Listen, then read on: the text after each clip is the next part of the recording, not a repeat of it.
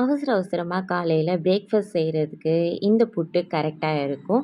கண்டிப்பாக ட்ரை பண்ணி பாருங்கள். வேறு லெவல் டேஸ்ட்டில் இருக்கும். இன்ஸ்டன்ட் புட்டு மாவில் தான் நான் செஞ்சுருக்கேன்.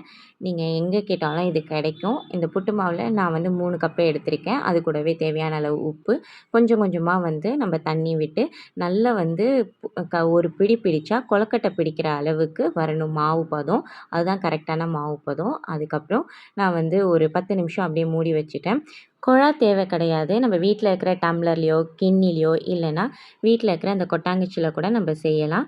இந்த மாதிரி லேயர் லேயராக தேங்காய் பூ, அதுக்கப்புறம் மாவு, தேங்காய் பூ, மாவு அந்த மாதிரி இட்லி சட்டியில் நல்லா ஒரு 10 நிமிஷம் வச்சு அழகாக மெதுவாக தட்டி விட்டு எடுத்தால் சூப்பரான புட்டு ரெடி.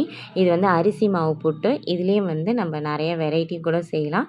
இதை கண்டிப்பாக ட்ரை பண்ணி பாருங்கள். தினைக்கும் இட்லி தோசை இல்லாமல் இந்த மாதிரி கொஞ்சம் டிஃப்ரெண்ட்டாக ட்ரை பண்ணி பாருங்கள். வேறு லெவலில் இருக்கும்.